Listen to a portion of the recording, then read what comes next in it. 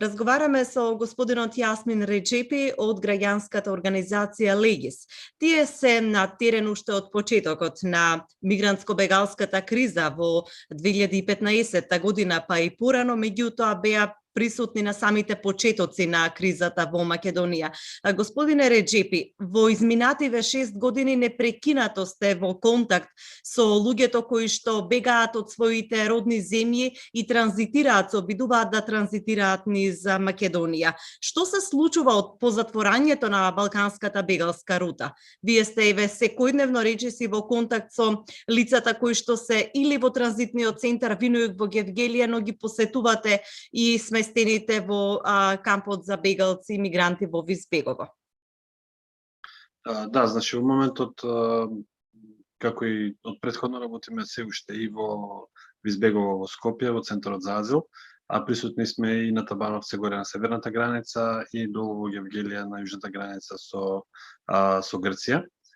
Состојбата по затварањето на бегалската рута е идентична на состојбата пред 2014-2015 година, пред 20 јуни, од кога беше на некој начин легализиран нивниот престој во Македонија, односно од кога имаа право да се движат слободно низ Република Северна Македонија.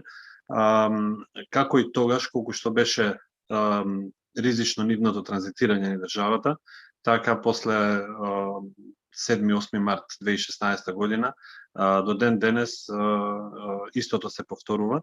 Значи повторно имаме инциденти каде што луѓето губат живот и повторно имаме луѓе кои што ќе го изгубат својот пат, имаме раст на криумчарењето, значи и криминалот и трговијата со луѓе, имаме семејства кои што се раздвојуваат долж рутата, значи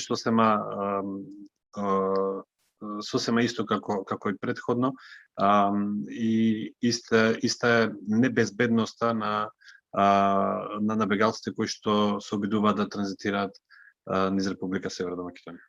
Се обидуваат и граѓанските организации како вашата кои што се активни во оваа сфера, но и одредени други јавни личности да апелираат дека всушност оваа рута не е затворена затоа што има голем број на проток на луѓе.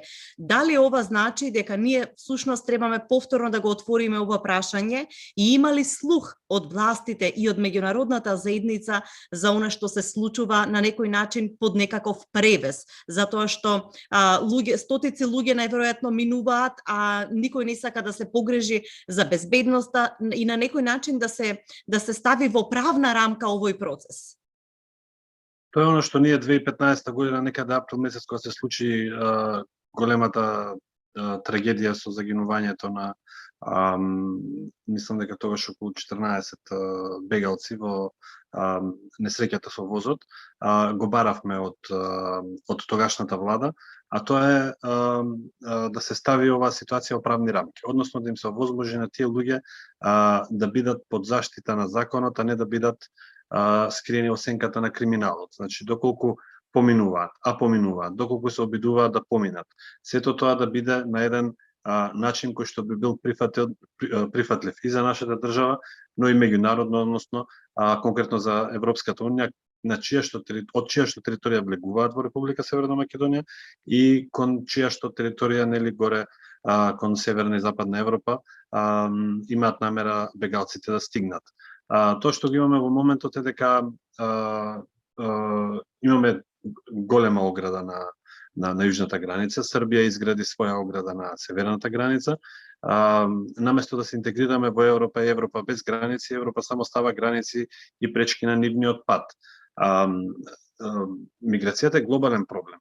И во тој глобален проблем, каде што не се решаваат одредени конфликти, туку напротив се започнуваат нови, каде што не се внимава на климатските промени, луѓето бегаат и од тие причини, не само од војни или од немаштина. Тој глобален, поголем проблем не е решен, не се решава и поради таа причина не може туку така лесно да се спречи миграцијата. Што повеќе огради ставаме, тоа значи дека им отвараме работа многу повеќе на криумчарите. Имаме криумчари кои што да речеме добро се завршуваат работата, имаат врски и конекции, ги знаат патиштата и така натаму, но има и лажни криумчари кои што само ќе ги донесат до Гевгелија, до некои од околните села во Јужна Македонија, или ќе стигнат да речеме до Велес и ќе ги остават, ќе кажат сега сте во Србија, и луѓето остануваат ни таму ни ваму. Потоа имаме луѓе кои што на тој пат ќе ги пресретнат, ќе ги ограбат, ќе ги степаат, често пати и такво нешто се случува, и тогаш ние мора да ги заштитиме и да ги ставиме во транзитните центри, каде што престојуваат додека не се одлучи за нивното барање за азил, доколку бараат азил, или пак често пати бараат да бидат вратени во Грција во смисла да направат рекламација на платените услуги на криумчарите, зашто не успеале да поминат. Таа бројка е голема, значи не зборуваме дека ако Европа ги затворила границите дека луѓето не поминуваат. Напротив, во изминативе години имаме бројки на обиди за премин кои што се регистрирани на наша територија, кои што достигаат до 20.000. Замислете 20.000 обиди кои што ги спречила полицијата. А колку тоа луѓе поминале без да ги спречи полицијата?